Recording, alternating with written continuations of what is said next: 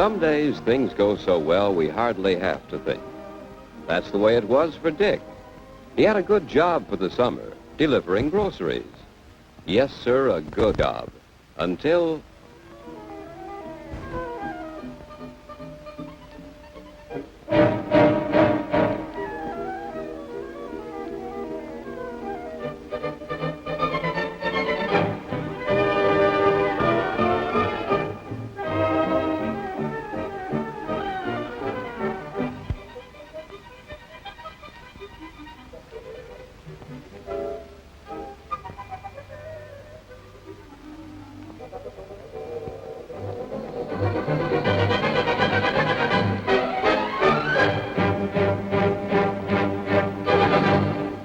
$15 in cost for driving delivery car without commercial safety sticker.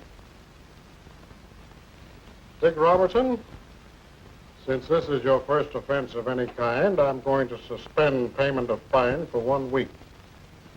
Obtain the proper safety sticker for your car during that time, and sentence and payment of fine will be vacated.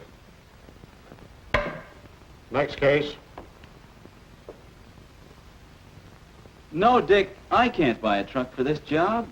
You sold me on the idea of using your car, and, well, if you can't get a commercial license, I guess the deal is off. But think it over and let me know what you decide, will you? All right, Mr. Stanley.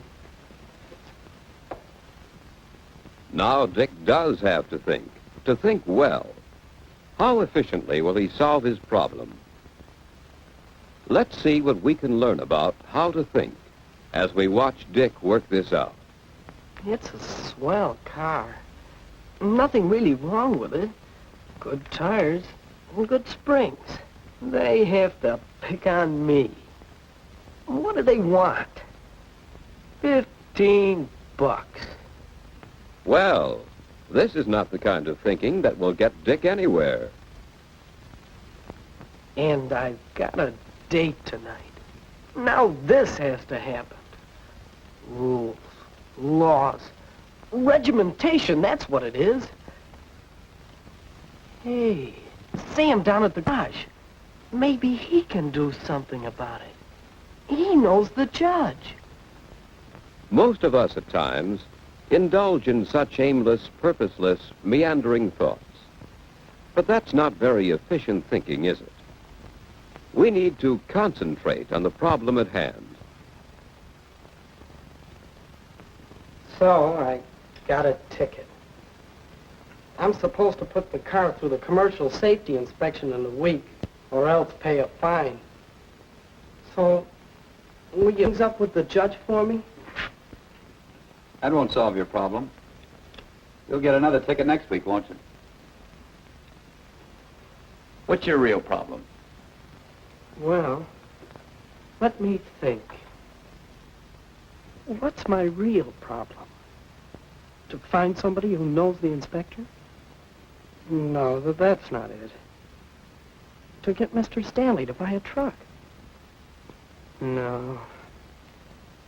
My real problem is, well, my car. I guess my real problem is how I can fix up my car enough to pass the commercial safety inspection by the end of the week. You're thinking, kid. Yes, Dick is thinking. Now he is concentrating on the problem at hand, and therefore is taking the first step in careful thinking. Define the problem. Now he can apply logic. Well, I wonder what I'll have to do to car pass the safety test. They'll want lights for sure. I guess I'll need a new windshield. I wonder if they'll want a new steering gear. Probably a whole new front end. I bet they try to make me buy a whole new truck. My cousin over in Morristown had to get one in order to pass the test. Well, I'll bet his car was in a lot worse shape than yours then. What does that have to do with you? Doesn't matter, kid. Another pointer for thinking. Make sure you use good logic. Make your conclusions follow directly from the relevant information, the facts and ideas you have gathered by observation. Look, you better go find out exactly what the vehicle inspection covers. When you know that, you'll be able to tell better what you have to do. All right, Sam. I'll let you know. Okay, Dick. See ya. Yeah. Yes, Dick needs information. He needs clear facts. What is required for a car to pass the commercial safety inspection? Obtaining sound information is something we can be doing all the time. We have to use observation to obtain facts. Every day there are chances for observation to help us solve our problems. The next important step is to fit your facts together. Make your various observations add up. Do it something like this. 2 headlights shall be complete and in good working order. Red tail light shall be visible from the rear vehicle.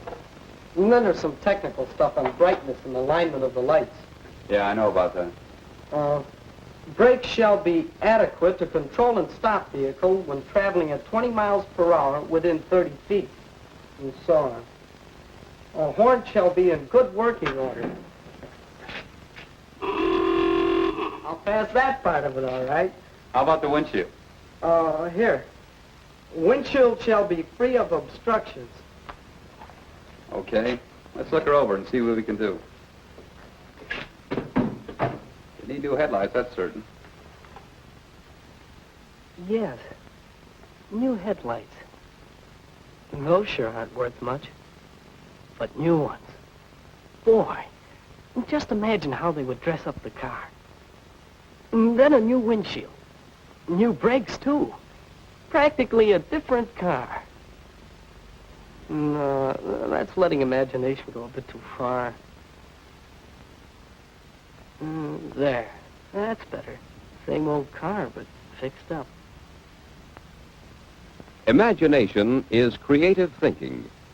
It can be just daydreaming, or it can be a key step in useful thinking, a basis for testing untried ideas. Well, Dick, I can fix it up here and there for about $27. That's cheap, kid. Trouble is, I'm not certain if that would be enough to get your jalopy through inspection. Well, I ought to be sure. If it doesn't pass, I'm sunk. Oh, no, wait a second. Let me think a minute. I'd say for about $50 I can fix it right. $50? I'll have to deliver a lot of groceries to pay that much. Yeah, but I'll put new parts in your car. And I'll take it through the inspection myself. I'll guarantee it'll pass. What do you think of that? Well, I don't know. $50. But that would include some new parts. New parts? Why not second-hand? Ed got some used parts for his car. Wish I could remember where. Yes, memory sometimes gives us clues, extra information tucked away in our minds for just such an occasion. I remember now. Couldn't you get some used parts over at Harry's Auto and Wrecking Company and save a little money? No, that takes too much of my time. Say, maybe I can help find them. You tell me what we'll need. Okay. That way we may save $5 or $10. That would only be 40 or so, huh? Could be. No, I couldn't do that. Where would I get that much cash? I'll tell you what, pal. I'll do the complete job for you. You can pay me $10 a week. Or if you don't like that, I'll just do the most important things to you, Jalop, and you can take a chance on the inspection. Well, let me think. $50. Or maybe only 40 in the guarantee of passing the inspection. Or $27 and take a chance. Dick is exercising judgment. For with all the facts at hand, with logic and imagination to help, still you must judge wisely. Better make sure it passes. All right, Sam. Do it right. That'll help a lot. That's using your head, Dick. Maybe we can work this out to save you some money. I'd appreciate it. We all have problems which require thinking for their solution. So let's review the kinds of thinking Dick used to solve his problem. We use concentration, centering our minds on the problem to define it clearly. We use logic in testing our thoughts to be sure they are coherent and relevant. We use observation to find facts and to clarify problems. We use memory to recall past experiences and help solve our present problems. We use imagination to visualize consequences and to create new solutions. Finally, we use judgment to make wise decisions as to a course of action. Thinking, good thinking, leads to wise action. That is the purpose of thought. That is the way to think well. Look at this parched desert. Skillful use of these thought processes has helped men to imagine a great change in it and think through and carry into action a program which turns that land into fruitful, irrigated farms. These same thought processes can be applied to problems of social welfare. On the other hand, there are everyday problems and decisions requiring these thought processes. Whenever we make a purchase,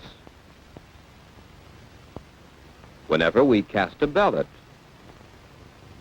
whenever we plan a budget, we must call upon these kinds of thinking to carry us through to wisely chosen courses of action. And that is what Dick did with his problem. He defined the problem. He obtained information. He found some tentative answers. And then he put those answers into action to test them. And what about Dick's car? Uh-oh. Well, what will he find this time?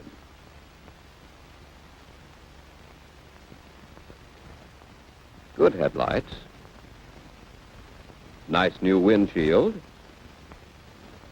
Safety sticker, too. What do you know about that? Yes, Dick knows how to think out his problems. Do you?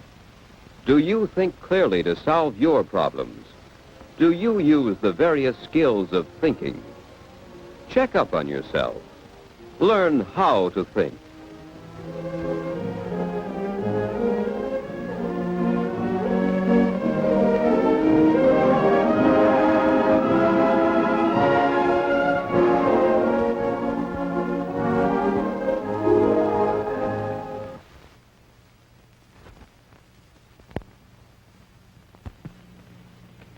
The vast majority of behavior problems in the classroom involve minor breaches of discipline.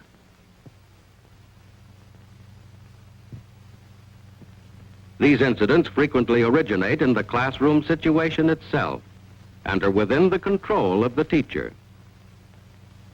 Disciplinary problems in the classroom are symptoms of... You see what low grade you made on your weekly mathematics test?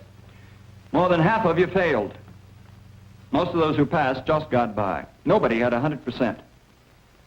This is the poorest class I've had in a long, long time. Most of you have no foundation at all.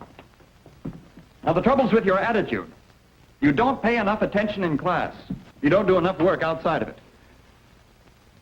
You don't know what the word study means. You haven't the slightest idea. Don't you realize that mathematics is an important subject? I tell you right now that unless you get over your lazy habits and come up to the standards I've set for this class, many of you will have the pleasure of repeating this course next semester. Well, what is it? A note from Dr. Williams.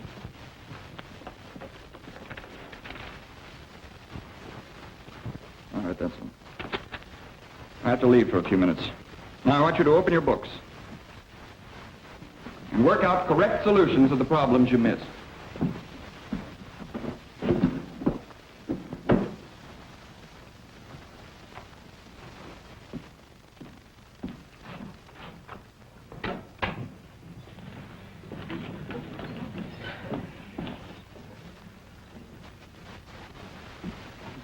I can't make any sense out of this.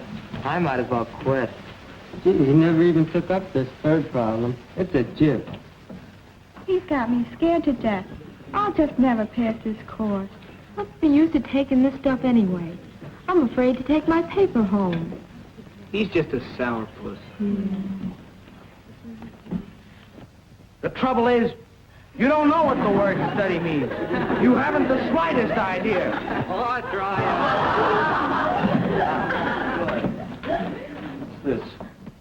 What kind of behavior do you call this? Wait a minute, you stay where you are. This is the kind of behavior I might have expected of you. All I do is leave the room for a few minutes, and what do I find? Confusion, disorder. And you, what were you doing? I was just going... Going to what? Throw the eraser, I suppose. It's a good thing I caught you. I'll make an example out of you. But That's enough out of you. Leave this room and report to the principal's office immediately.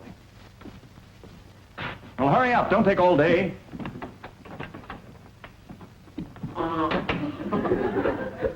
Who did that?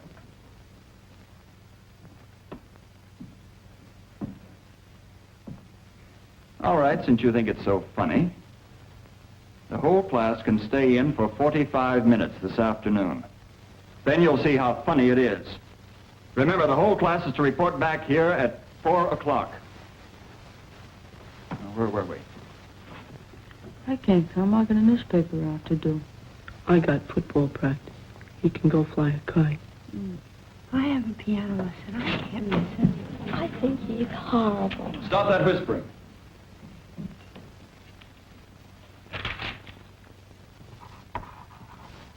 Mr. Grimes did not have a happy time of it that week.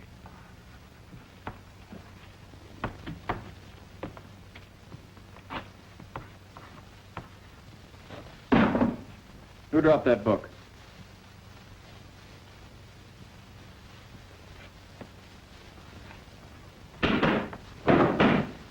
All right, I'll wait till you're quiet.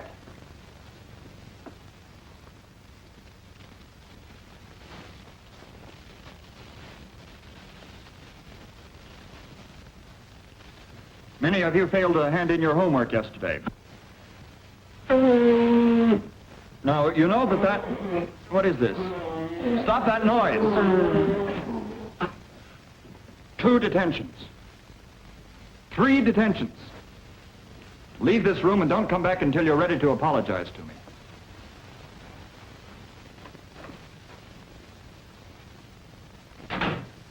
Well, this is going to get us nowhere. Maybe we'd better go back to see if we can't find some of the causes of this undesirable learning situation. Just what was Mr. Grimes' purpose in making such statements as these? This is the poorest class I've had in a long, long time. This is hardly the way to win friends or influence people. You don't know what the word study means. You haven't the slightest idea. Might not be a bad idea to show them how. I tell you right now that unless you get over your lazy habits and come up to the standards I have set for this class, many of you will have the pleasure of repeating this course next semester. What kind of motivation is this? To what does it lead? The trouble is, you don't know what the word study means.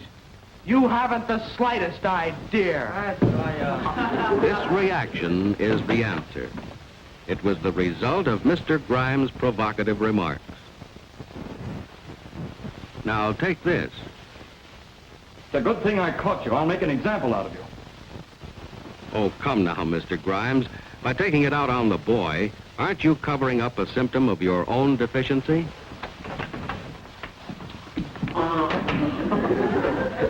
Who did that? Yes, who did? Some boy, probably. But the chances are it summarizes the feelings of the group. There is an unwritten code covering such situations. Why try to buck it?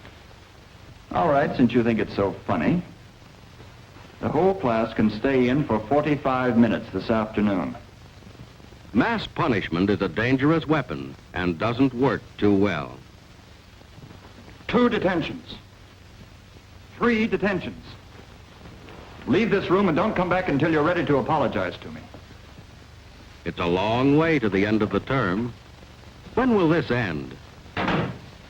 Thus, what should have developed into a sequence of pleasant and valuable learning experiences had deteriorated into a series of disagreeable and injurious personal tensions.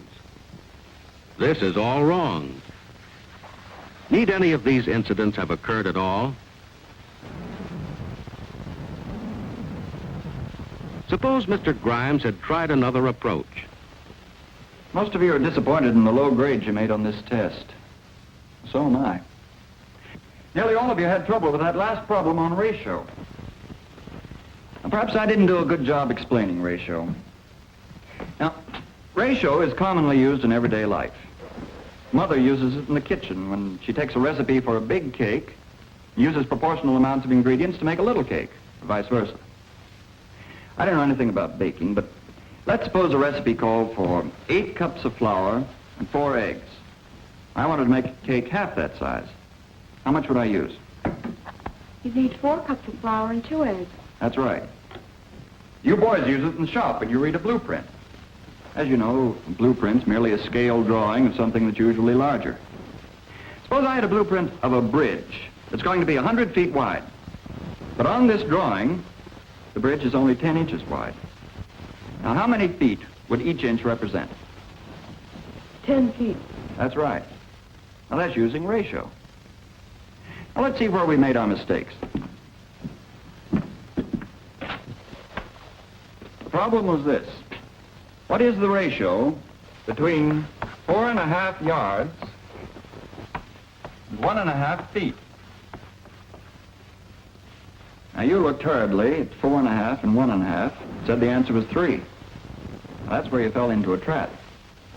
What you forgot was that before you can divide, you have to reduce all units of measurement to the same unit.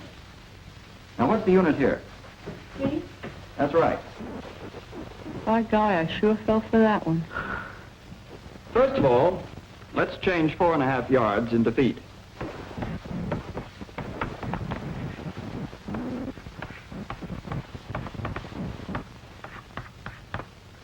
That gives us 13.5 feet. And now we can divide 13.5 feet by 1.5 feet.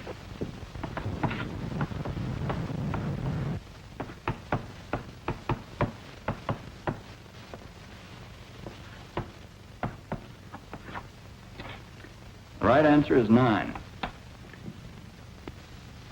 Wow, I see where I made my mistake. Now, I want you to look over your papers very carefully and see where you made your mistakes.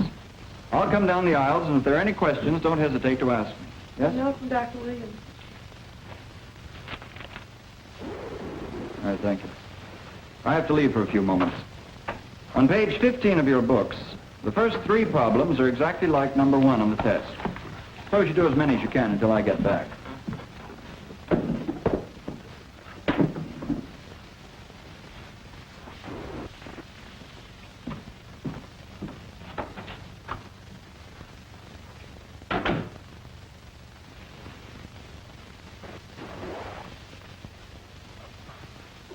I get the idea now. I sure messed up my test paper. I'm glad he's going over these questions. I'd never make head or tail out of them otherwise.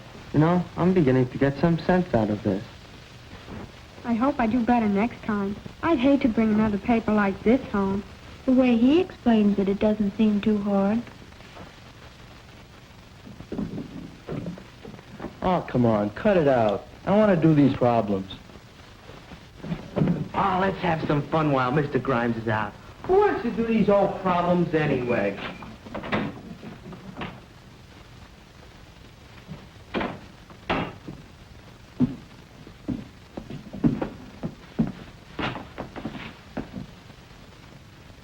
Now, you know where that border ratio belongs. That's where I put it there. Grimes sure caught him in the act. Oh, Grimes is a pretty good egg.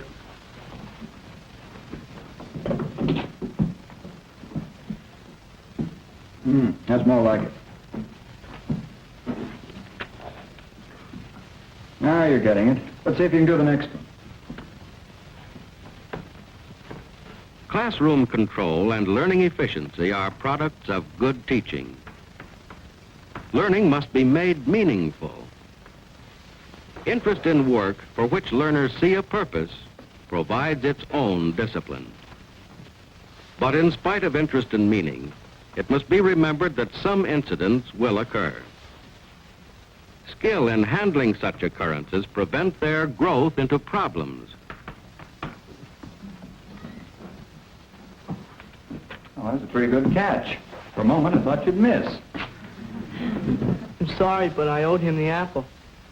Well, I guess a fellow's expected to pay his debts. I'd suggest, though, in the future you do your baseball practicing outside of class. A friendly attitude with a sprinkling of humor goes a long way toward winning the regard and cooperation of the class. For respect is a more desirable molder of behavior than fear. The development of mutual understanding between teacher and pupils will help eliminate disciplinary problems.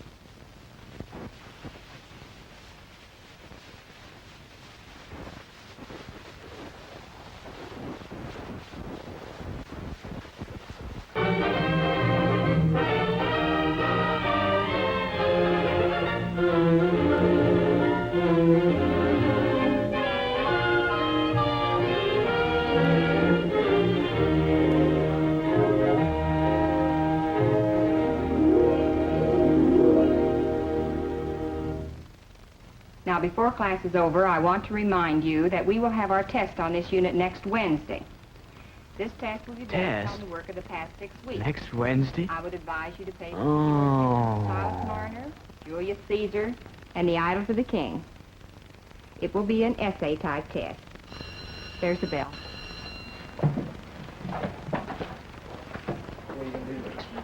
Fred, could I see you a moment, please? You looked a little startled when I mentioned the test for next week, Fred. No, I was just thinking about how much work I have to do between now and Wednesday. You shouldn't have too much to do. You've been keeping up with your work. Your notes are in pretty good shape, aren't they? No, I hope so. I can tell by your contributions in class that you've been understanding the material as we've gone along, haven't you? Yes, it's plain as day when you're talking about it in class. That's what makes me concerned about the difficulty you've had with the last test. Do you have any idea why you're having trouble with the test? Gee, I don't know. I clutch or something. That's what I thought. I can remember having the same trouble when I was in high school. I think I know what caused it. Suppose I tell you how I think you're probably going about preparing for a test. When the test is first announced, you go home and get ready to do some reviewing. If what you need to review is in the textbook, you open your textbook, read for a few minutes, and then you close the book. You get restless and decide to postpone it for a while. After all, there's still a lot of time, you say. Day after day, you worry about the test, but you don't do anything to prepare for it. Until the night just before the test. Then you try to cram all of the facts into your head in one frantic study session. By the time you arrive in class for the examination, you're worn out because you've been up half the night cramming. You're tense and nervous, unsure of yourself. When the tests are passed out, you start writing your answers without really analyzing the questions. You just want to write everything down before you forget it. Of course you don't do as well as you should. And the grade you receive isn't a good indication of how much you know or of your ability to understand the subject. Am I right, Fred? And that's about it. But I'm not going to wait around at the last minute to start reviewing for this test. That's good, Fred. Now, let me tell you some things that will help you get ready for and take any test. Maybe tests aren't popular, but they are necessary and justified. They help you to sum up what you have learned, and they let you know how well you're doing. They also help your teacher to know how good a job she's doing, whether she's getting the information across to you. When a test is announced, begin preparing for it right away, even while you're still in class. Listen carefully to the teacher's explanation of what the test is to be about, what it's to cover. Write this down in your notebook for reference in your reviewing. Begin reviewing by checking your notes and textbooks for the important points that will be covered by the test. Organize those main points and ideas so you'll remember them. Make sure you've mastered any new words, terms, and formulas in the material. You may find it helpful to get together with a classmate and practice asking and answering questions that might be asked. If you start reviewing soon enough, you'll have time to build up your confidence, and you won't have to cram. You'll get the material sorted, filed, and organized. Last-minute cramming will do just the opposite. It takes time to learn, organize, and relate. Don't panic. Even if you are a bit nervous, just remember all the others feel the same way. If you've prepared for the test properly, you'll do all right.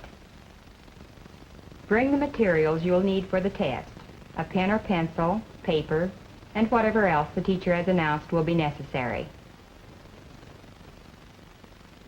When you receive your copy of the test, look it over carefully.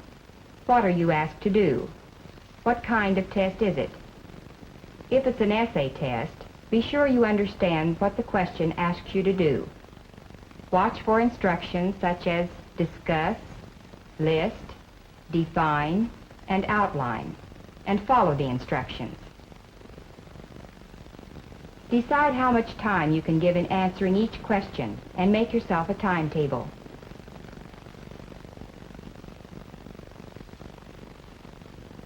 Then organize your thoughts. Think out and jot down the main points of each answer. Your answers count most, but don't forget that neatness, organization, spelling, and grammar also count on an essay test. The procedure is very much the same for taking a short answer test: true, false, multiple choice, matching, or completion. Read the directions carefully. Be sure you understand what you're asked to do. If it's a true-false test, look for clues in the wording of the questions. Watch out for words such as always, never, often, and usually. The teacher isn't trying to trick you, but those words will influence your answer. If it's a multiple choice test, weigh your answers carefully. Mark the choice that is the best answer. If a question stumps you, skip over it and come back to it later. Answer as many questions as you can as fast as you can. Then come back to the questions you skipped over the first time. The answer may come to you the second time. If you have any time left, check your answers and make sure you have answered every question to the best of your ability. A test is valuable to you and your teacher only when it reflects your knowledge of the material covered. It should be a true measure of your knowledge of the subject, not your nervousness. When you know how to prepare for and take a test, you can feel sure that what you hand in is a good measure of your knowledge and ability. Give it a try, Fred, and see if it doesn't result in an improvement. Well, I don't have much to lose. The system I've been using sure hasn't worked. We'll discuss the test more in class tomorrow. That'll give you a chance to check up on your method. Good.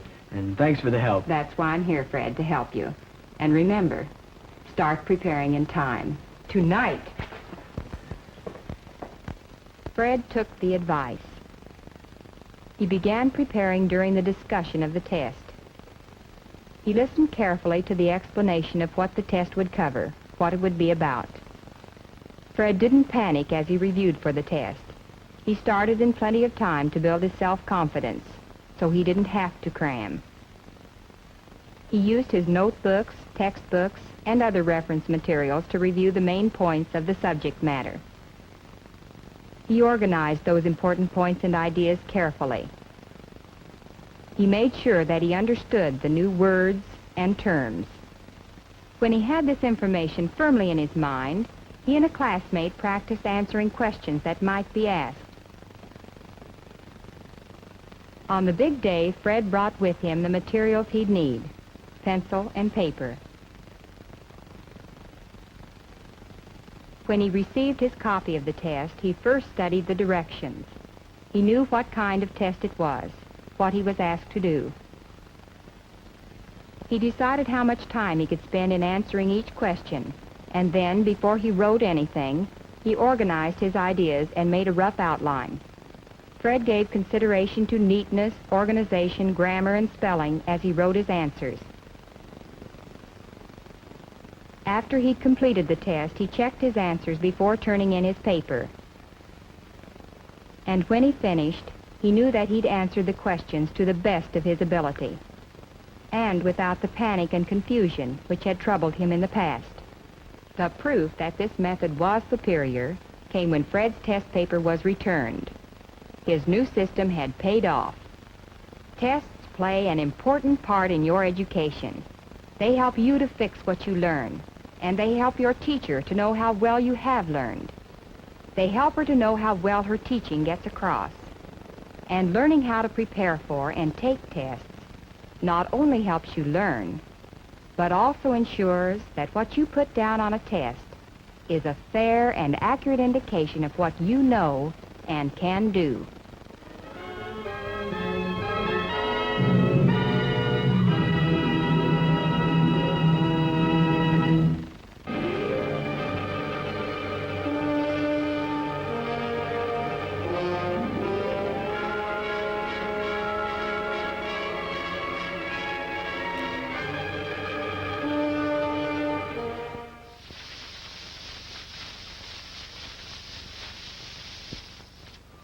When reality seems too difficult for us to face, we retreat behind defensive mechanisms. There was the girl who always explained that she really didn't want something after she found out she couldn't get it. She was two-faced. Her defense mechanism was rationalization. Remember the boy who failed to make the team? It was because the coach didn't like him, so he said. For him, the fault was always someplace else. A dull tool, the wrong time, a stupid teacher. His defense mechanism is a special type of rationalization that we call projection. Remember the girl who could only disagree?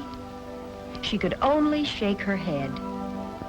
Her defense mechanism was negativism. All of us are guilty of defensive mechanisms to some degree at some time. Knowing their dangers, we have a better chance to guard against them. When these poor defenses slip, and they always do, and we're face to face with hard reality again, we have other means of getting away. Remember the boy who couldn't dance, but who always brought a pint to the party? He was trying to escape from a sense of his own inadequacy. The next morning, he'd have a hangover, and he still couldn't dance. She was a daydreamer. She could dream that she was the most beautiful woman in the world. Time and time again, she could return to it, getting more beautiful with each dream. But every time she woke up, she was face to face with her own face. He identified himself with a welterweight champion. Every fight the champ won, he won. Every punch the champ took, he took. And he could take it. His escape mechanism was identification with somebody else. She thought that if you pretended a thing wasn't there, it might go away.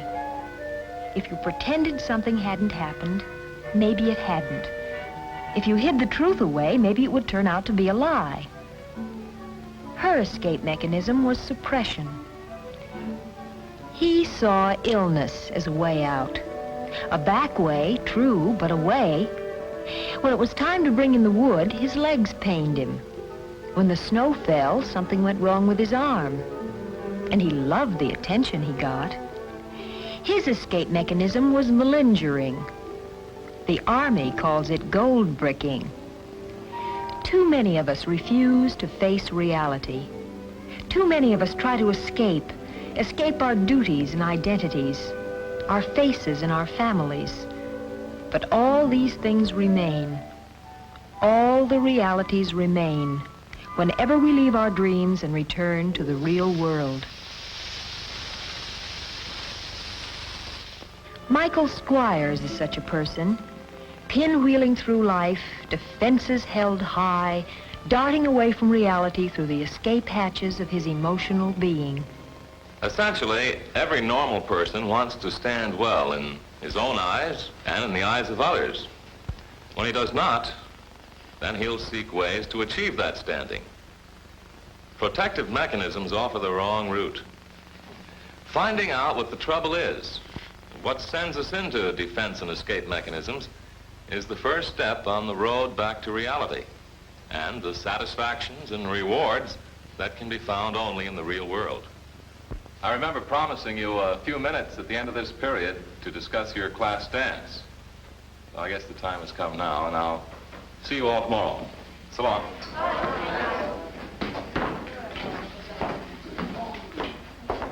Okay, little attention, please. Okay, now we got just about everything set. The dance will be the first week in October, Friday night. We've got Jimmy Barron and his boys for the music. But we're gonna have to pay him extra if it goes past midnight. Okay? All right, now look, let's get to the committees. As I'm chairman of the entertainment program, I'll assign you to various committees. But if you're not satisfied, you can overrule me. Is that okay? Okay. All right, let's start with the decoration committee. Sandra? Helen? All right. Paul? Mike? Better count me out. Come on, Mike. Everybody else is helping out. No, leave me out of it.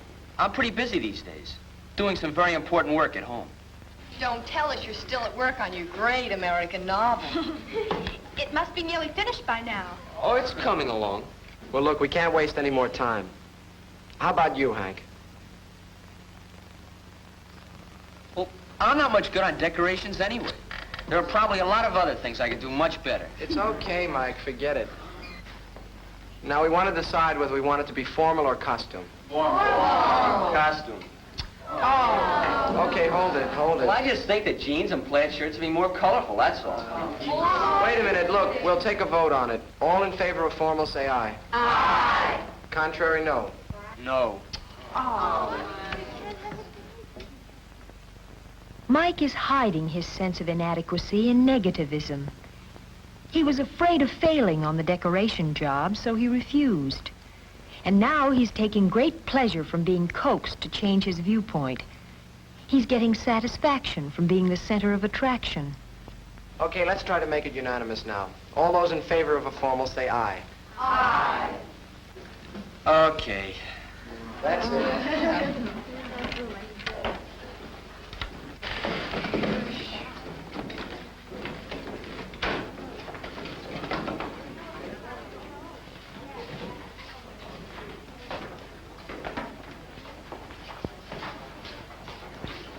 He always manages to make it tough. He's what Mr. Smith calls, a negative. Negatist. I don't understand it. He just likes to have his own way.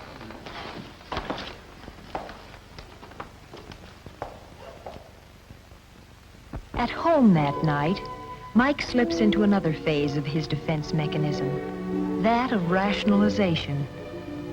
For some reason, he claims to be totally uninterested in the dance. He isn't even sure that he wants to go.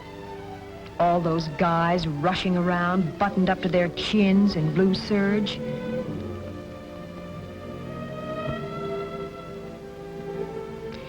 Let's see. Mike doesn't want a new suit, and he probably implies that the music at such dances is never any good anyway. His sister suggests that probably none of the girls would dance with him. Girls. Just having Harriet around the house is all the girls Mike can stomach. Or so he claims. Girls are stupid and silly. He would be perfectly happy, so he says, if he never saw another girl as long as he lived. His sister has her own ideas on the subject. Sour grapes. Mike is finding out that no real defense against the hard realities of life can be found in negativism and rationalization. Face-saving, self-justification, deception. Why? Disappointment, discouragement, a sense of failure. Why? Insecurity, a lack of confidence, a feeling of inferiority. Why? Why? There are all kinds of reasons for such things, and there could be all kinds of results from them. Mike had many of his own reasons, and he had his own results. In some cases, Mike had taken little experiences, little things, and buried them deep within himself, carefully suppressed and kept from the healing light of day.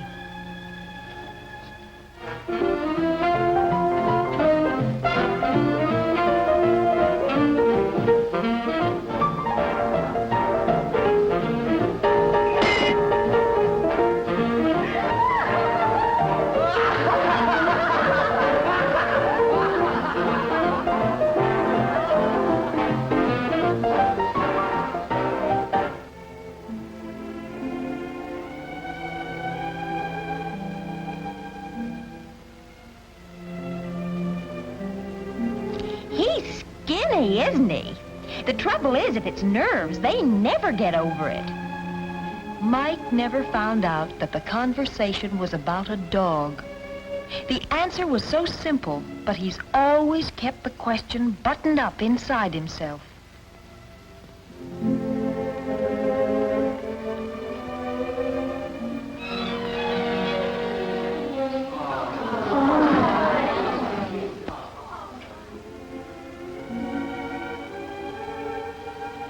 Protective mechanisms offer the wrong route.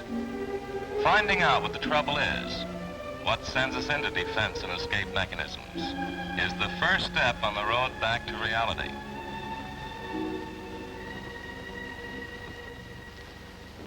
If we can pour out our troubles and unhappiness to a sympathetic friend or a member of the family, well, then we can avoid keeping such things tied up in ourselves.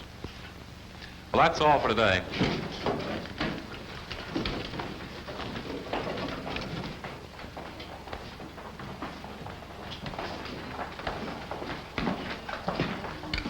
Got something on your mind? Well, the best place to get things on your mind is off. That may not be good English, but it makes good sense. I guess I haven't been making good sense.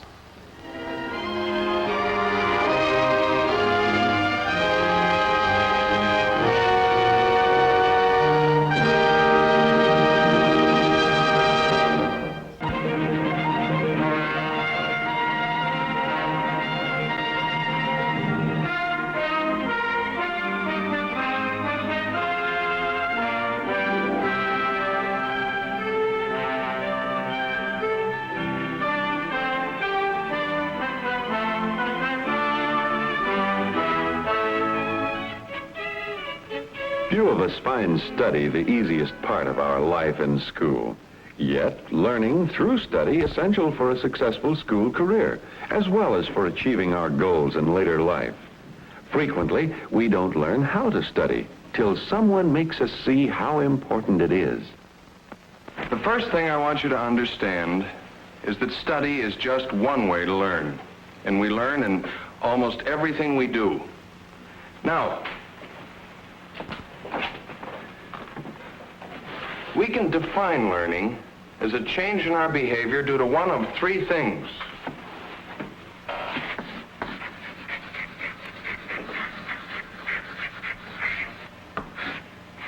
The acquisition of new knowledge, the development of new skills,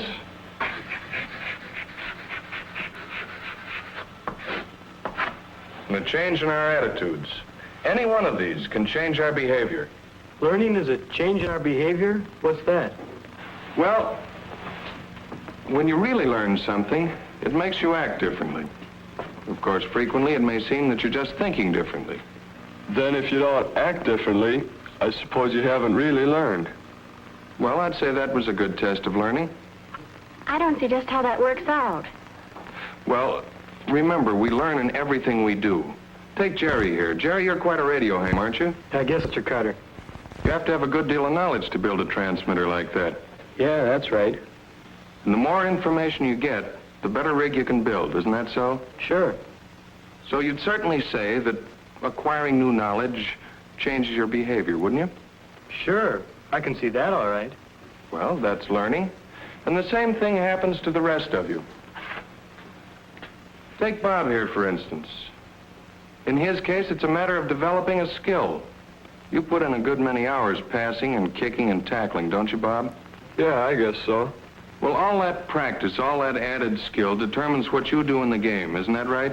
Sure, but it's easy to learn that way. Of course it is. We all learn skills. And when it comes to learning through changing attitudes, we do that too. But where does study fit into this kind of learning we're talking about? Well, study is simply an activity for the conscious purpose of learning. You know, for instance, that you're studying when you practice centering the ball. Jerry is studying when he figures out the schematic for a radio rig.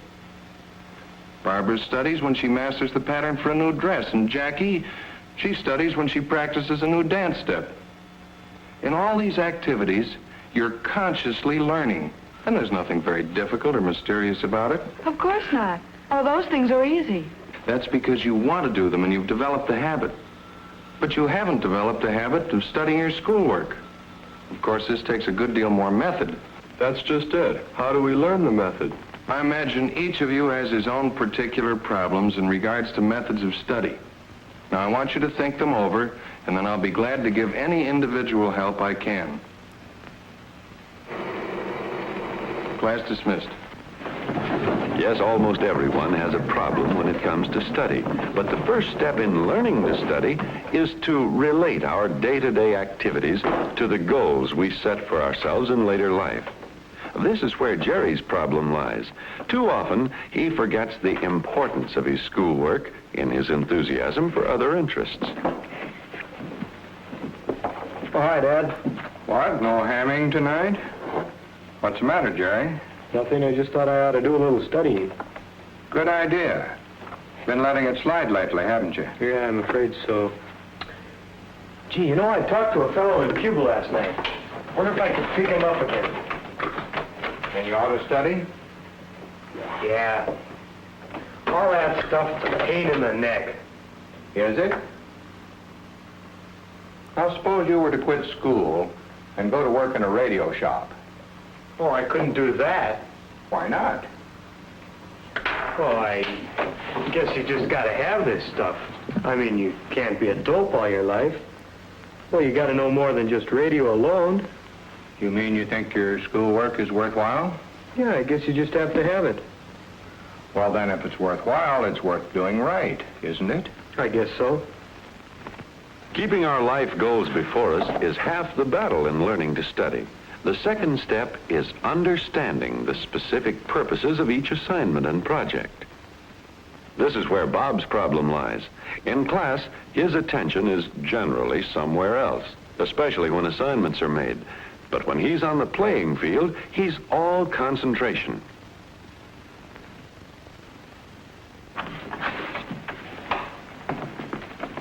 Well, I try to study, Mr. Carter, but I just don't seem to get much out of it. Bob, there's one very common fault, and I suspect it's yours. What was the assignment I gave you today? To read chapter 16 in the book. That's right, chapter 16. What did you expect to get out of chapter 16? I don't remember. I guess I wasn't paying much attention. That's the point, Bob. Tell me, how do you plan to study this chapter? Well, I guess I'll read it over a couple times and try to remember it. That's a buckshot approach. That's doing it the hard way. Why the hard way? Well, there's a lot of information in this book. A lot of facts. Now, some of them are important and some of them aren't. You can't remember all of them, so unless you know exactly what you want to get out of it, you won't get anything out of it. Well, maybe you better explain it to me again, Mr. Carter. All right. This chapter deals with the developments in our history leading up to the Revolutionary War. We're interested in the major causes of the war. That's all, just the major causes.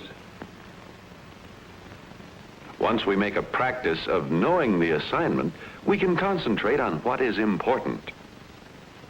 The next step is to have a specific time and place to do our work, and to make full use of the time.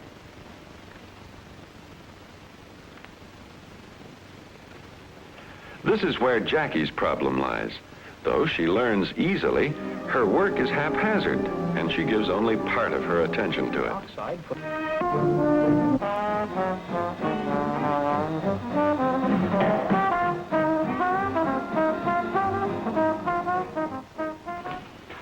I suggest, Jackie, that you budget your time. Set definite hours for study. But that's so hard to stick to, Miss Lacey. So many things get in the way. Oh, you can leave those things until after you've done your work. When you work, concentrate on it. Find a quiet, secluded place and just don't allow interruptions. But it's all right to listen to the radio, isn't it? That doesn't bother me. Well, perhaps not, but I rather think you'd work more efficiently if you didn't.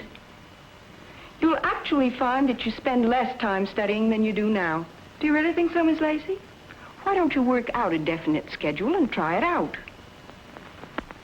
Once we develop the habit of scheduling our time systematically and making full use of the time we allot to study, we're well on the way to easier and more effective learning.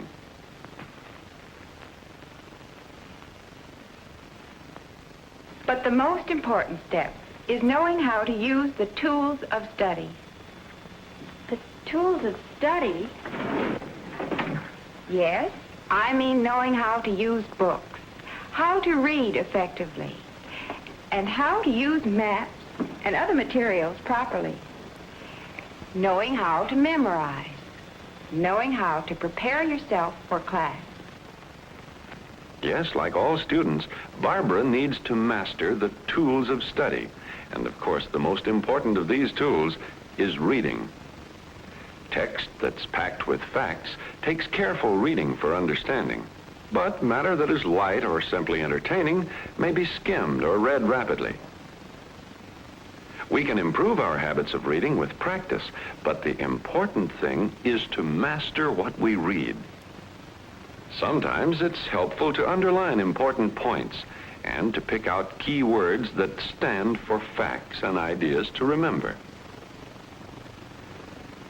But most important is to understand these facts and ideas, putting into our own words the main thought in every passage. Another helpful device is to take notes or make an outline of the material.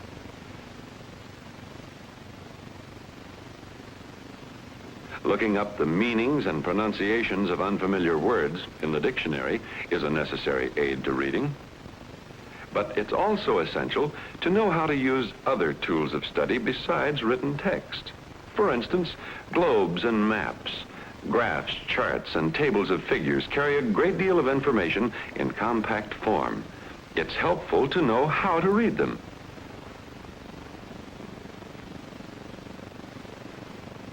Direct observation and experience is the best way to learn about anything when we can use it. And motion pictures enable us to observe and experience at second hand many things otherwise beyond our reach.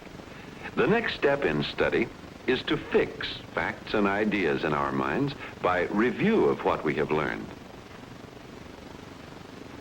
Sometimes we can think over an assignment while we're doing other things.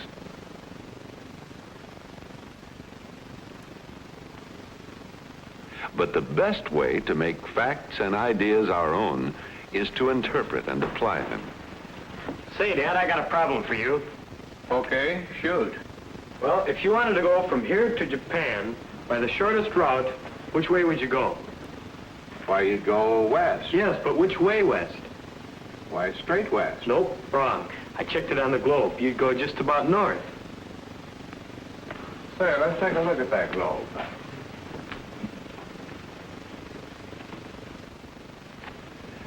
Once we have mastered the assignment, it's helpful to review it before class.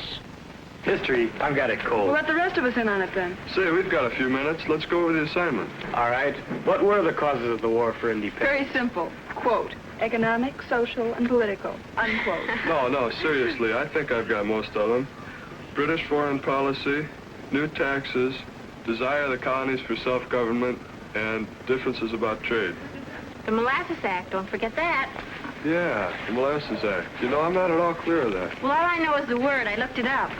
Ah, the Molasses Act. Gather around, fellow citizens, and I'll tell you about the Molasses Act. Now, Britain wanted to raise money, and they also wanted to encourage the colonies to trade with the British West Indies. But the colonies had already... Yes, good habits of study make it easier to learn. They help us to put more into our work and to get more out of it, to develop skills which are necessary in doing any job. We can have good habits of study if we recognize that real learning involves a change in the way we feel and behave. If we realize that study is necessary in achieving our life goals, and if we master the methods of study. First, grasping the exact purposes of each assignment. Second, scheduling our time for study and making full use of it. And finally, making effective use of all the various tools of study. This way, study can become as easy and as enriching as the learning of every day, the learning through experience necessary for successful living.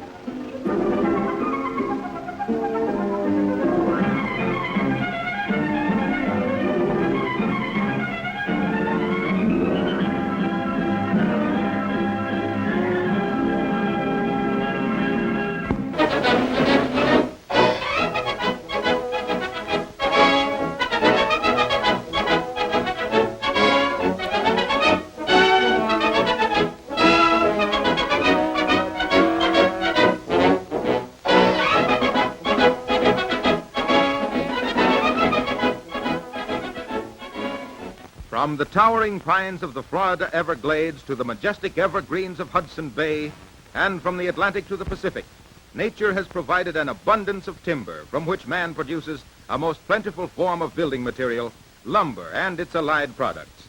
The rhythm of the saw, followed by the crash of the falling tree, announce man's attack on the towering pines as the first operation of processing lumber gets underway. Trees are selected for their lumber value and not from an accessibility standpoint. So the tractor goes to the location of the fallen trees, across soft ground, anywhere and everywhere to ferret out the logs.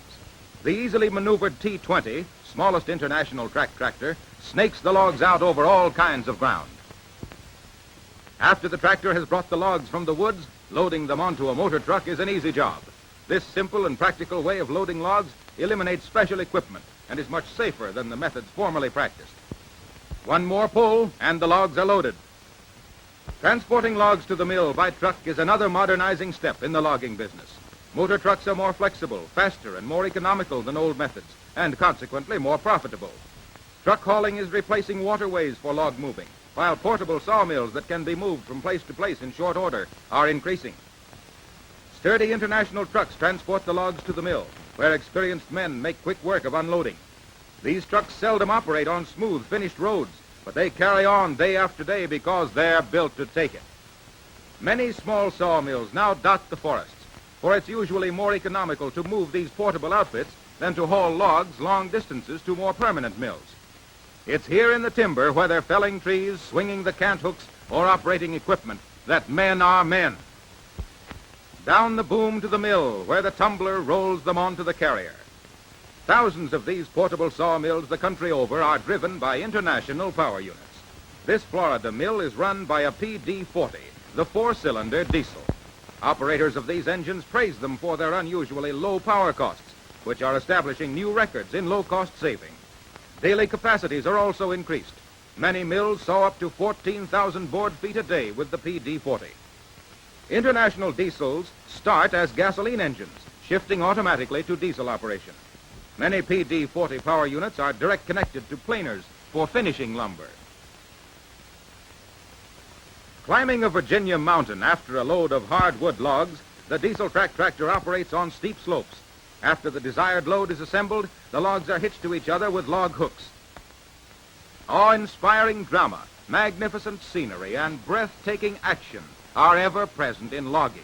Where is the boy, or even his dad, who would not like to assemble and guide a train of 7 or 8 big logs through the trackless forests? It can be done, and is being done in many logging sections with international diesels on the pulling end.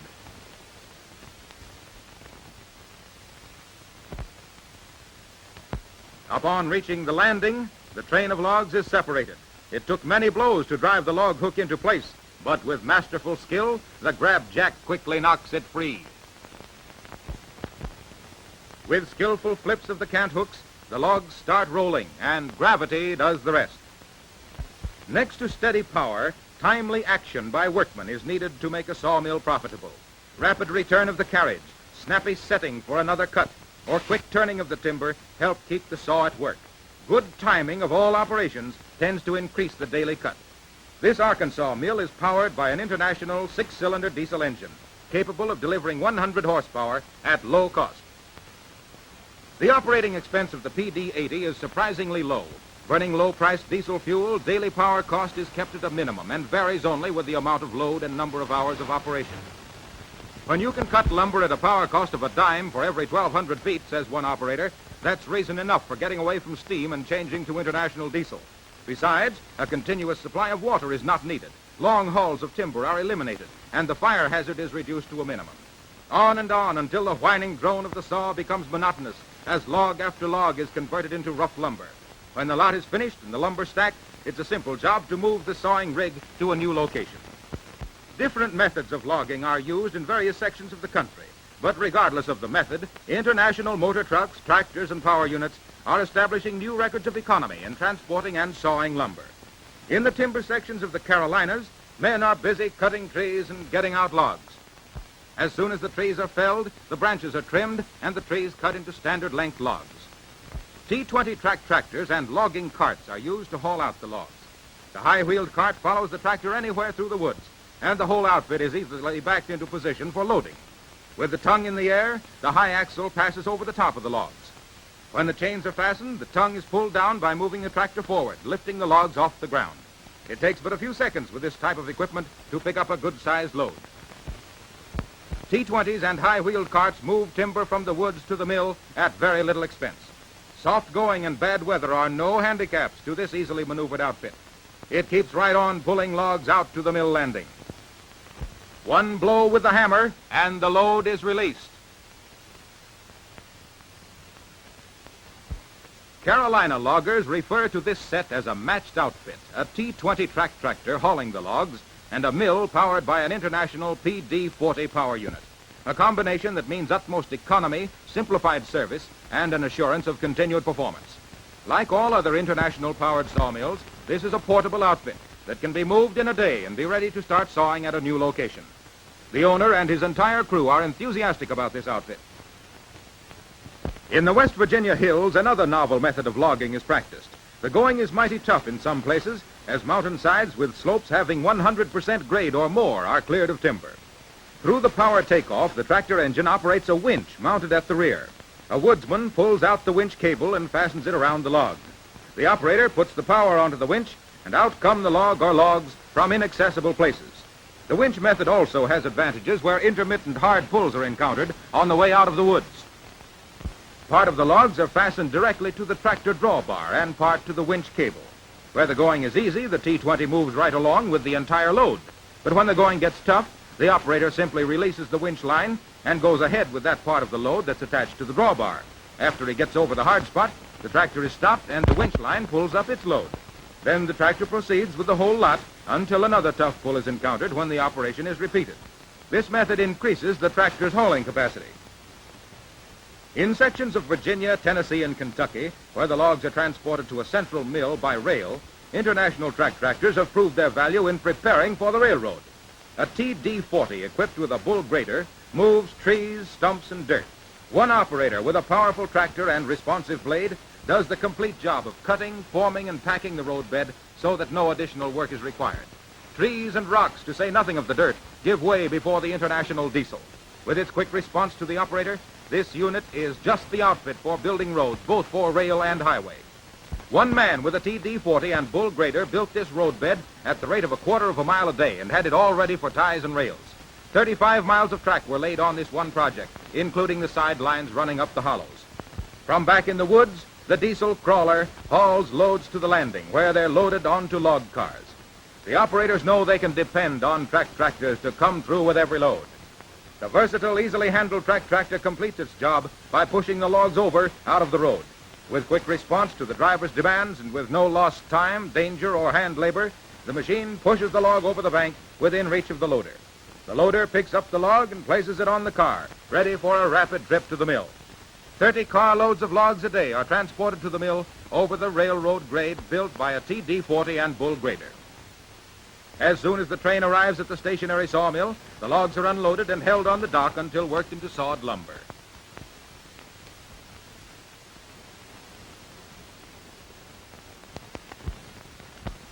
Small International I-12 tractors pull long trains of trailers to transport the rough lumber from the mill to drying stacks or freight cars. When lumber is received from the mill by train, it is unloaded onto trailers and again moved by I-12 tractors to shop or storage. These speedy little I-12s are hauling materials in yards and plants of numerous industries. Operating costs are unusually low, and they have the power to handle big loads. International equipment is popular because of careful design, precision manufacture, steadfast economy, a complete line to select from, and nationwide service facilities. And so, old methods in the logging industry give way to modern efficiency and equipment, as demonstrated by these sturdy, reliable trucks, tractors, and power units.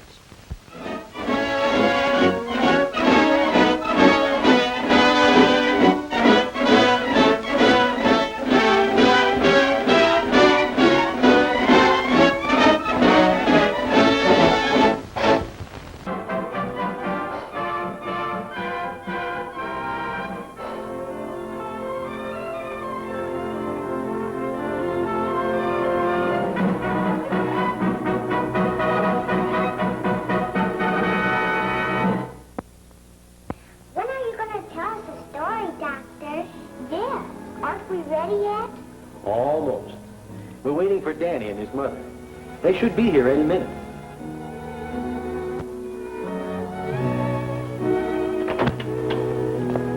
Hello, Doctor. Are we on time? Why, sure, Danny. We're just about to begin. Would you like to sit here? Just find a seat anywhere, Miss Baker. Come along, Mary. Sue. That's it. What's the story about, Doctor? Yeah, what's it all about? It's about, well, all good stories start from the beginning. Once upon a time, there was a happy little city.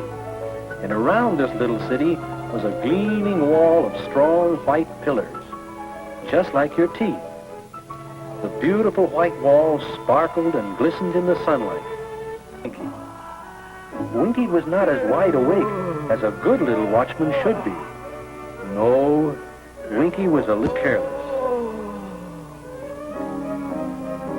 I guard my wobbles night and day. All is well, all is well. Trouble never comes my way. All is well, all is well. Nothing's wrong that I can see. Trouble never troubles me. All is well, all is well. All is well, you see.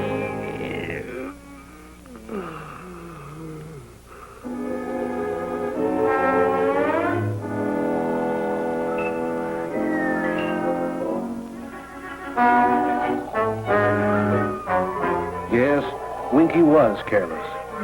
Winky had not noticed the bad uns. Now, where there are some bad uns, there are always more bad uns. And more. And more. Indeed, the woods were full of bad uns. And the wall was full of bad uns. Yes, full of bad uns. Especially right under careless little Winky. We're bad, never good. Don't like nothing, funky my return. We cause trouble and pain, you know, 'cause we're bad, everywhere we go.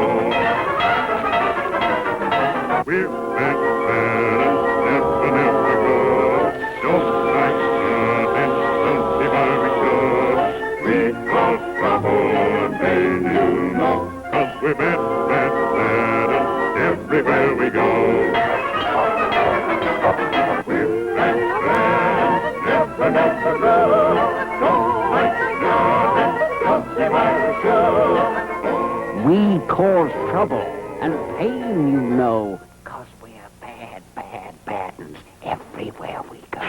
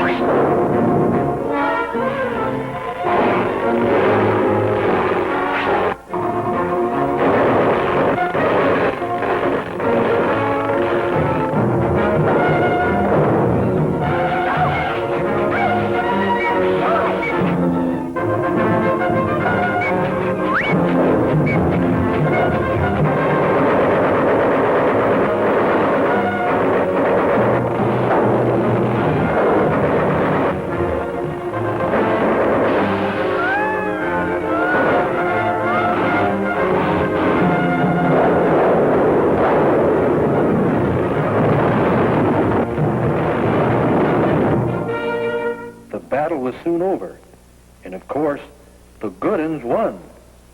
But Winky's beautiful wall was ruined. Poor little Winky was awfully unhappy. Now, Winky, don't be sad at all. Your wall is saved. There's work to do. We'll start right now to mend your wall. We'll make it almost good as new. Your goodness fixed my wall for me, and I'll guard it. You'll see how. I'll never, never sleep. You'll see. Oh, look. They're working on it now. We find the work to keep the wall, keep the wall, keep the wall. We find the work to keep the wall, right and keep it strong. So boys, hurry up, there's work to do, there's a job to do, there's a job for you. We find the work to keep the wall, right and keep it strong. We find the work to keep the wall, keep the wall, keep the wall. We find the work to keep the wall, right and keep it strong. So boys, hurry up, there's work to do, there's a job to do, there's a job for you. We find the work to keep the wall, right and clean and strong. Winky, we've saved your wall for you. We've fixed it up. All clean and bright. Your wall is almost good as new, and you must guard it day and night.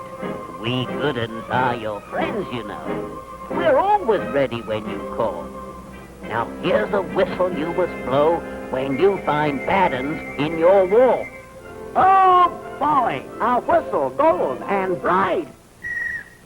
When I see bad uns in my wall, I'll blow it loud with all my might. I know you'll help me when I call. I guard my wall both night and day. All is well, all is well. Trouble never comes my way. All is well, all is well. Nothing's wrong that I can see. Trouble never troubles me. All is well.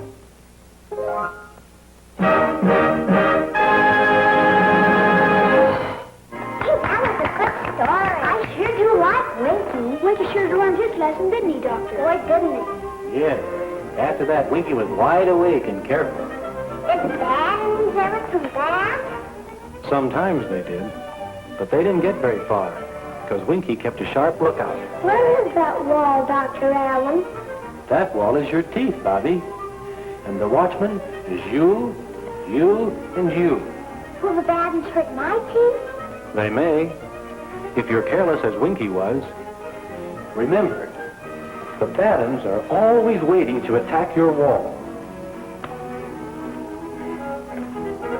But the good uns, who are they?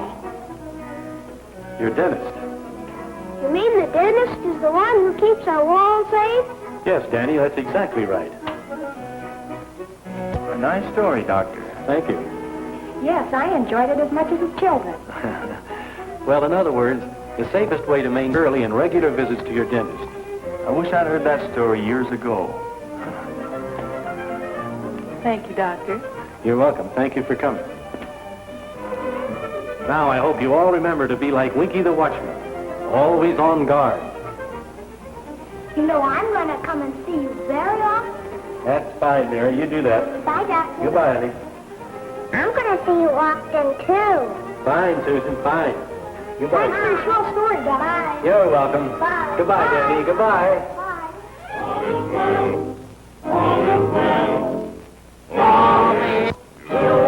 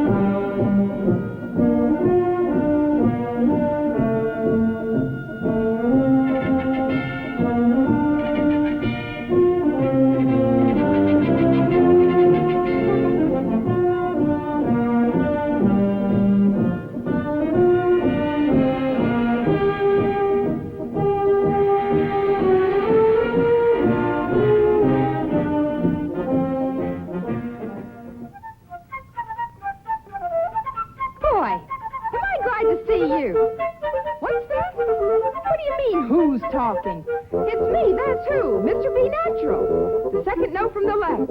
As natural a bee as you'll ever see. Wait a minute. Hold the music.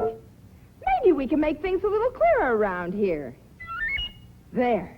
How's that? Now move in a little closer, friend. Let's get acquainted. Mr. Be Natural, at your service. The spirit of music, that's me. The spirit of fun in music. And I've been around an awful long time. Knew your father, I did.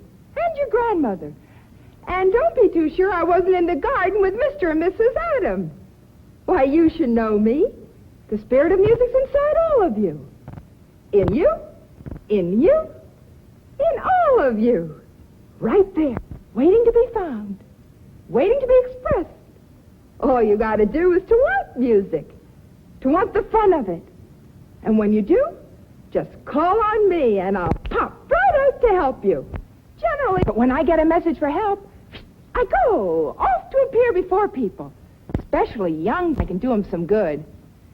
Oh, I've known an awful lot of people in my time. Got a whale of a lot of swell stories to tell.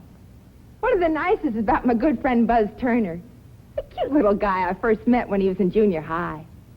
12 and a half years old. Want to see what happened? Come on, let's go meet Buzz.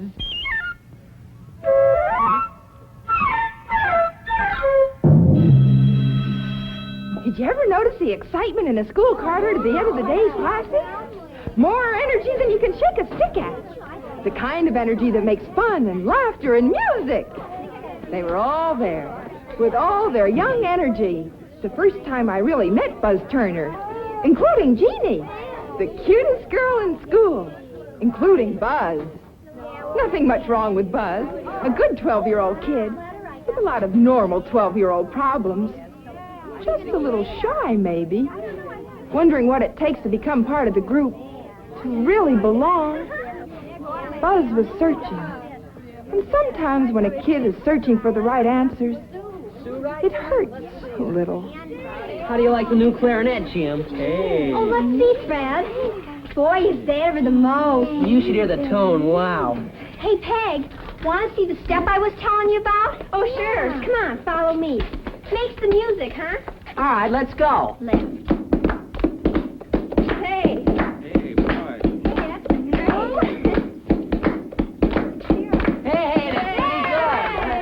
Hey, gang, tell you what.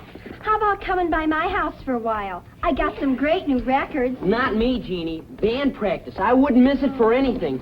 I'm bucking for the first clarinet chair. Yeah, for you. Come on, Betty, grab your horn. We'll be late. Okay. Bye. Bye. Bye. Bye. Honest, these records are the greatest. Let's see now, we've got two. Want to come? We can dance. No, thanks. I don't know how... Well, I mean, I got some reading to do. You know, that big history essay. But that's not due for 2 weeks. I know, Jeannie. I want to get started. Oh. Well, come on then. Okay. What are we waiting for? Yeah.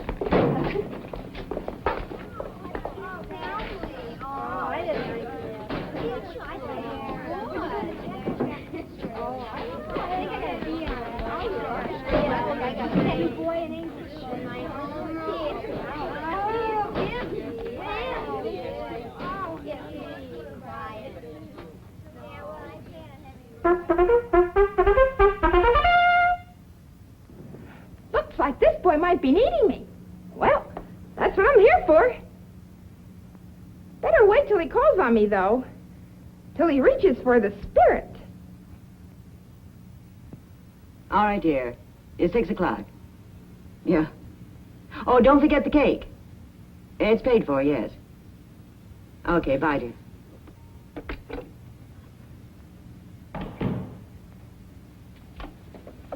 Buzz, home so early, dear? Well, yeah, I got some reading. Well, it's such a beautiful day. Daddy won't be home till 6, maybe? No, Mom. No, I'd better go up to my room and do the reading. All right, son. Buzz? Maybe we'll all go for a nice ride after dinner if Daddy's not too tired. Okay.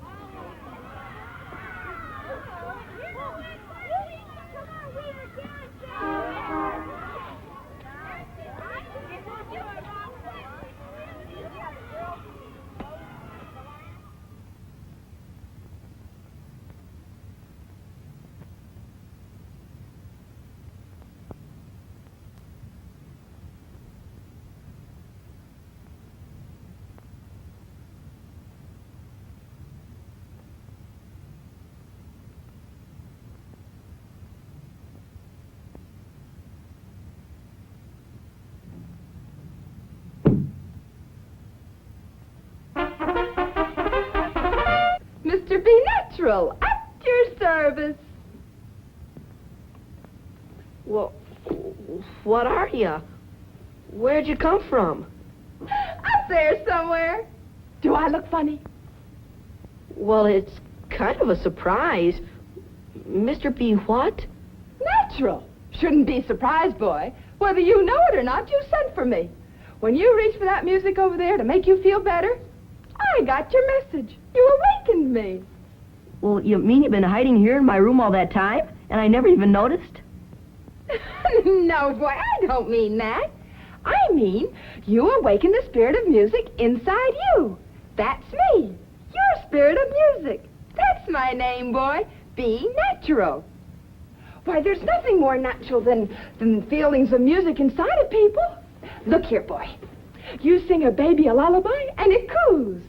Expressing your feelings with music is being as natural as you can be. Gee, I don't know, Mr. B. Well, I guess I like music okay, but I don't know about making music myself. I don't think I'd be any good. A boy your age, talking like that. Blasphemy! Look here. I've been visiting with an 8-year-old friend of mine who woke me up recently. Talked him into playing the French horn, I did. You should hear him. Boom, boom, boom, boom, boom, boom, boom, boom, boom. Took to it like that, because he wanted to. He wanted the fun of it. That's why he can play that piece so easy. Wait till he grows up and finds out how hard it is. It's because he's young. He's not afraid. Wish I could. Wish I could get in a band or something and be as... well, be like Fred is. Now, none of that. None of that. I'm here to help you, not to help you feel sorry for yourself. Sure you can be popular. Sure you can be in a band. And where do you see the kicks you'll get out of it, Buzz? The glamour of the uniform. The thrill of traveling for band competitions. The team spirit you'll learn. Just like being a member of a football team. And most of all, Buzz, fun, fun, fun! That's what I can do for you, if you want me to. If you'll keep me awake, inside there. Are you a musician, Mr. B? Do you play any instruments? Me? They're members of my family, boy. I love them all. Watch. Presto. Allegro. Vivace. Gosh, Mr. B, you even talk music. Anybody can, Buzz. Be natural. Talk out what you feel with music. Look here. Do you think this is just a trumpet? No. It's the feelings you want to feel. The things you want to say to the world. Put a trumpet to your lips and it becomes pride. Confidence. The mood of a happy king.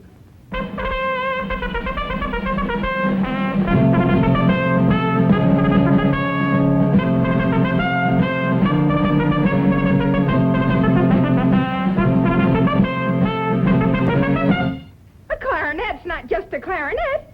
It's a happy smile.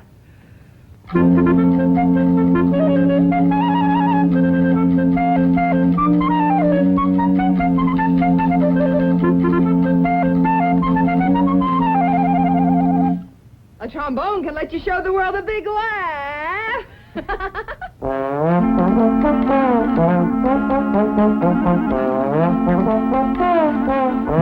When you want to show dignity, Buzz, try a French horn.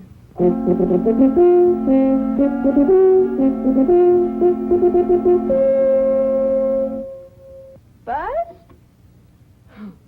When you want to feel as big as a giant, blow a sousaphone.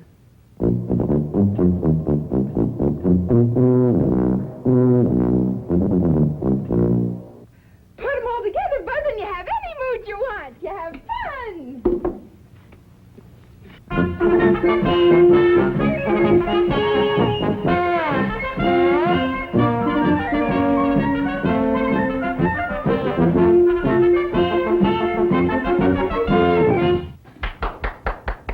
You like music? Sure sounds like fun, and I'd like to have some of it, too, if I can. That's the first big step, boy, to want it. Now you got me working for you. Your natural spirit of music.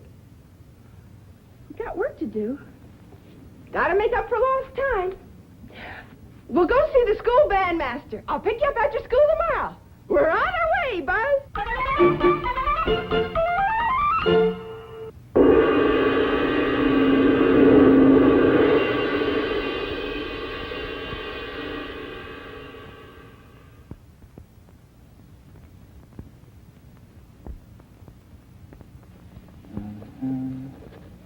Well, hello there. Afternoon, Mr. Barton. I'm Buzz Turner. Oh, yes, Buzz. I've seen you around school many times. What can I do for you this afternoon? Well, I don't know, Mr. Barton. I was thinking of maybe learning to play an instrument and wondering what you thought about it and all. Well, Buzz, I can think of nothing better when a young person really wants music. Sit down, will you? Let's talk for a little.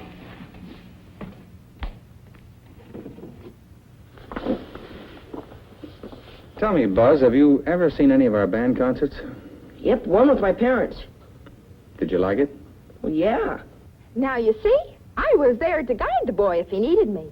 But as long as he was doing all right by himself, I stayed out of sight. The bandmaster picked up his enthusiasm where I left off. Told him wonderful stories he did. Told him how easy it would be to learn through the school music education program.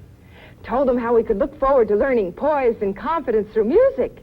Physical and mental coordination, improved posture and breath control, a command of all the fundamental processes, eyes, ears, fingers, all the rest. Told them of the fun in working together as a disciplined team in a band. Told them all. Yes, sir, bandmasters like him have been talking the spirit of Mr. B. Natural for a long time. Well, the main thing is, Buzz, that, we teachers feel that music for music's sake is very worthwhile. But what we're really after is using music as an aid to the complete education of a young person. Do you understand what I'm getting at, son? Well, yeah. Be natural. Be natural. Huh? Music helps you to be natural, to be a better person. Well, that's a swell way of putting it, Buzz. But come on. Let's pick out an instrument for you. Oh, don't worry about him. I'm your spirit of music. I belong to you. Nobody else can hear me or see me. Have you any idea what instrument you'd like to play, Buzz? No, I don't think it matters much. Okay, let's check the chart. Let's see, are your teeth even or uneven? Even, I'd say. Number 1. Now, your jaws round or sharp? Seem round. Number 3. Now, how about your lips? Full, medium, or thin? Medium. I'd say medium. That's a 1-3-6 combination. You should do pretty well with a cornet, trumpet. Trumpet sounds great. Trumpet it is. Gosh, Mr. Barton, maybe 12 and a half is a little late to start. Well, I mean, to get in the band and all. I never really had any musical ability, and I don't know if... All right. I've heard this before. Sit down. Now, let's just see. Buzz, do you know the start of the Star-Spangled Banner? Oh, yeah. Oh, say, can you see? Which note was higher, the O or the say? The O. The O. Well, you've got pitch understanding. And I can tell from the way you walk, you've got rhythm. You're on your way. The only thing to keep you from music now is laziness. Whenever you're ready to get started, you come see me. Okay. Thanks, Mr. Barton. Come on, Mr. B. Welcome, son. Mr. Who?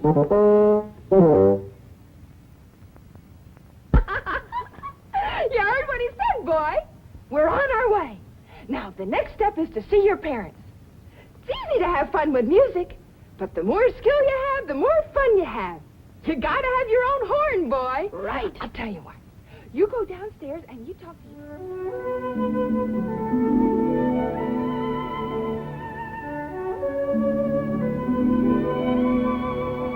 Want something, son? No, nothing special. Come on in and join us. Okay. In a minute, Dad. Well, attaboy. Now remember, I'm with you. Mom, Dad, excuse me. There's something I'd like to take up with you. Okay, son, what is it? No trouble in there. The boy's growing sure of himself now. He sees a way to many things through music. He'll convince him all right. Oh, I suppose Dad had some reluctance when Buzz started to talk. I could read his mind. I don't know. You think it's right, Mother? The boy's never shown any music ability. If we let him expose himself to it now, we might only aggravate his lack of confidence in himself. But Mom had things on her mind, too. I haven't seen him show so much spirit for anything in a long while. If music can help him open up like this, it's worth every dollar, every effort we spend. My boy was all wound up, he was. Told him all the bandmaster told him. How a boy could learn discipline and coordination and confidence through music and make a personality grow. He said my face was practically made for trumpet. I want to learn, Dad. Honest, I do. Well, seems like you really do at that, son. If you don't think there's a family headed for the music store, then you don't know parents who understand what it takes to make a child happy.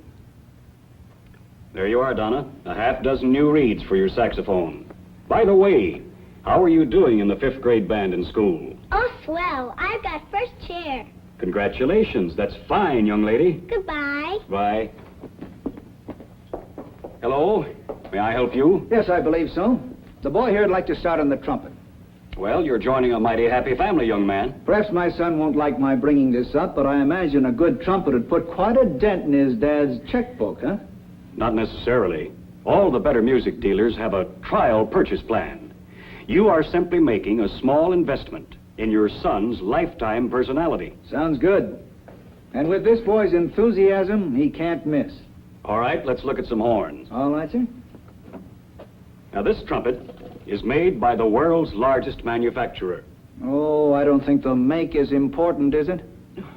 Bud, I don't think the make matters much. Doesn't matter much. Thought I told you, boy, the most fun comes from the most skilled playing. And the most skill comes only from an instrument designed to give you the best sound possible. It sure does matter. Why, you should see what care goes into making a really superior instrument.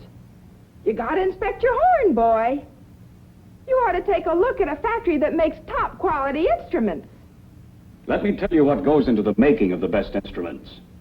You see? The dealer has the same idea. You listen to him, Buzz. The instrument with the best sound comes out of plants that combine modern equipment with precision craftsmanship. Precision finishing of the most intricate parts.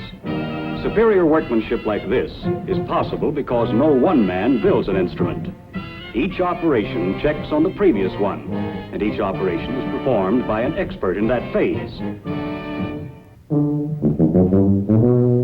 Years of know-how make the best instrument. If that craftsman stopped spinning that sousaphone bell for a second, he would completely change the quality of the instrument. A manufacturer of quality instruments is equipped to produce the best sound. He realizes that you play the inside of an instrument, not the outside. So he takes care to produce a smooth finish inside that will not obstruct sound through such methods as hydraulic expansion of curved parts.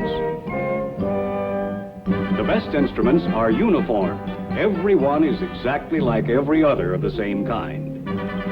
Valves must be ground with utmost accuracy for smooth, easy playing. Out of this unseemly, unfinished heap, with the skill of experience, will come a row of gleaming, high-quality saxophones. There is the high skill of craftsmanship, for instance, that produces a seamless bell, further removing sound resistance, giving to the finished Coprion instrument an ease of playing and a tone quality that is unmatched. Through research, one manufacturer develops the highest quality instruments. Thorough testing assures their best performance. Testing to analyze the tone to measure the sound for accuracy to a tiny fraction of a semitone. This is the care, the skill, the experience and perfection that produce a quality instrument. This instrument will make music fun for you, young fella. Now you're all set. Good luck, and I'll see you in the band. Well, sir, he was really on his way now. I had done my part. The spirit of music was a natural thing with him now. For the rest of the story, I could just sit back and watch the training. Watch him open up as a new person.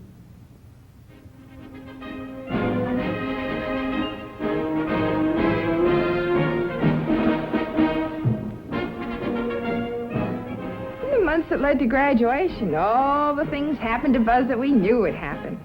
He was ready to really belong now. And by the time he reached high school, he would be ready to take that big solo.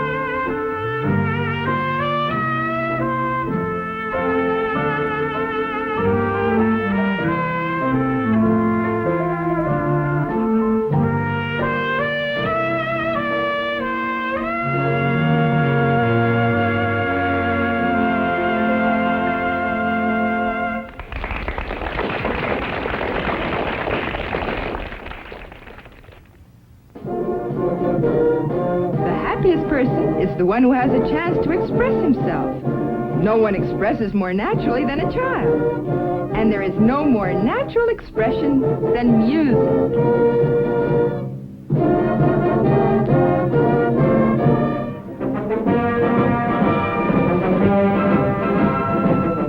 The child who grows with music will walk with confidence as an adult. Well, that's how Buzz Turner grew into a happy boy, a fine person. Be natural. Grow with music. Does the spirit move you? I'm waiting for your message. I may be visiting you next.